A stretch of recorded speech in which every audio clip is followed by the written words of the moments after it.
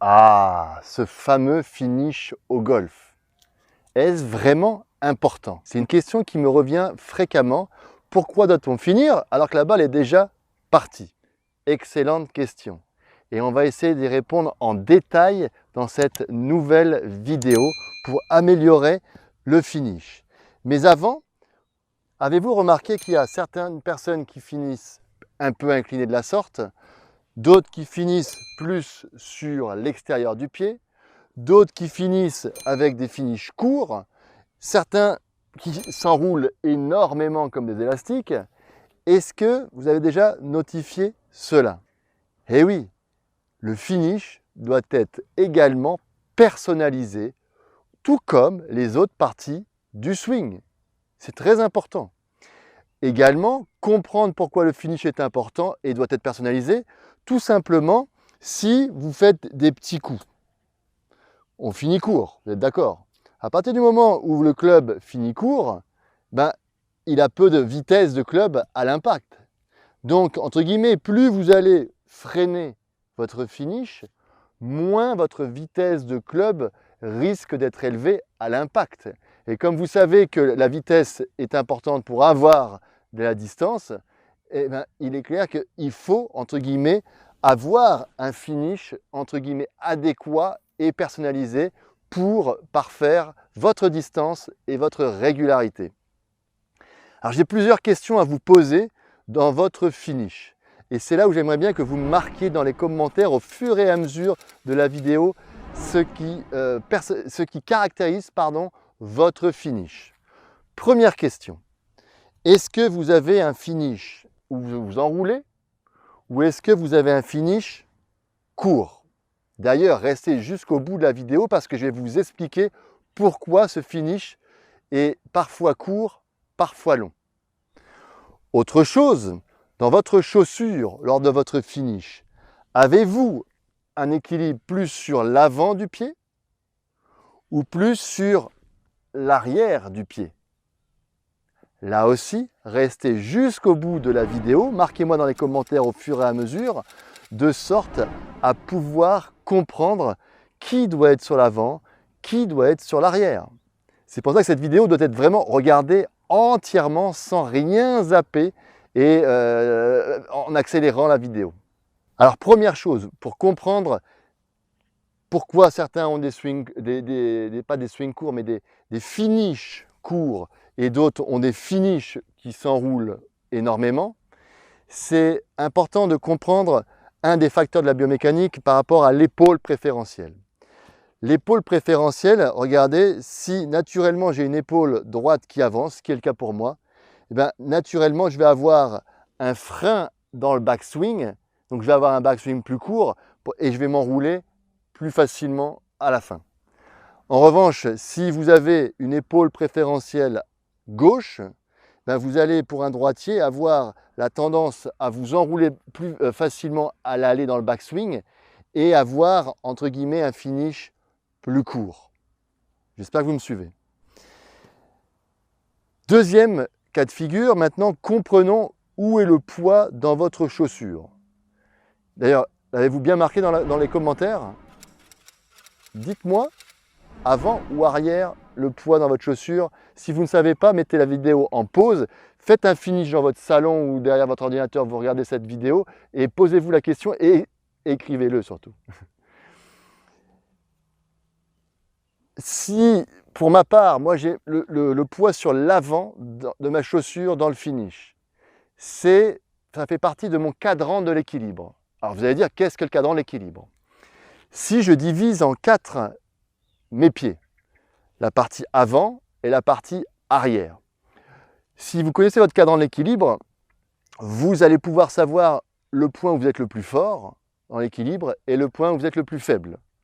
Pour ma part, j'ai un point fort avant gauche et j'ai un point faible, plus faible arrière gauche. Quel impact cela va avoir dans mon finish? Regardez, c'est très important en fait. À partir du moment où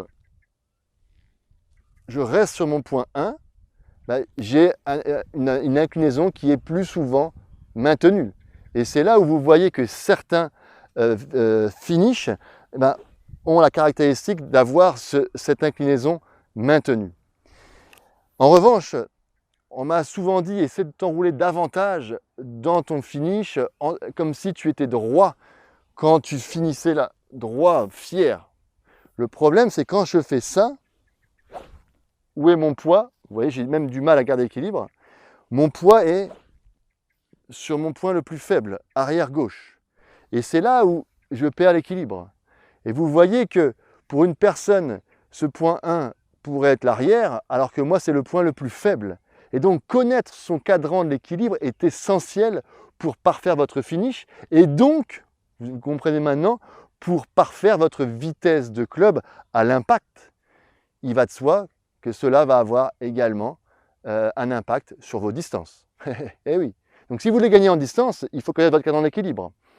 Avant de passer à un autre conseil sur votre finish, si vous ne connaissez pas votre cadran d'équilibre, cliquez immédiatement ci-dessus ou ci-dessous pour accéder à une formation offerte en quelques vidéos pour en savoir davantage sur ce fameux cadran de l'équilibre et pour parfaire votre finish personnalisé et plus largement votre swing personnalisé.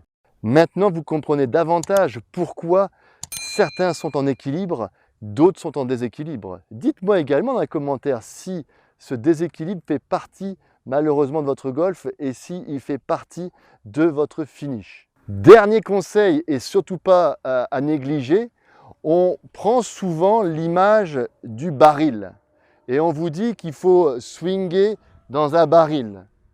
Et c'est là où vous pouvez vous dire, ok, est-ce que cette personne-là swing dans un baril? Regardez.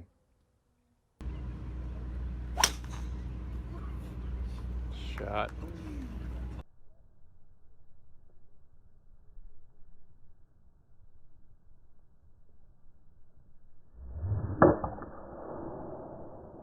Et est-ce que celle-ci swing dans un baril?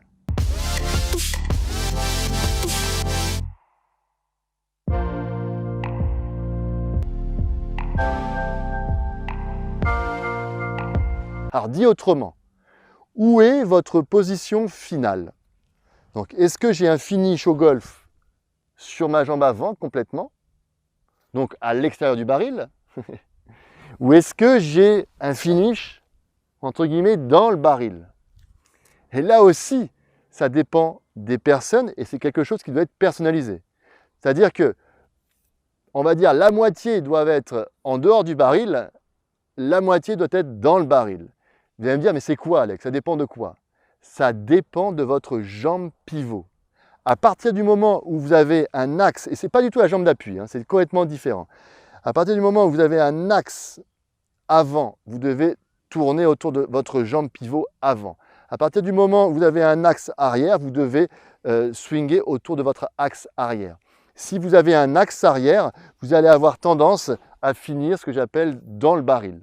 Si vous avez un axe avant, vous aurez beaucoup plus de facilité à swinger vers l'avant et à swinger en dehors du baril.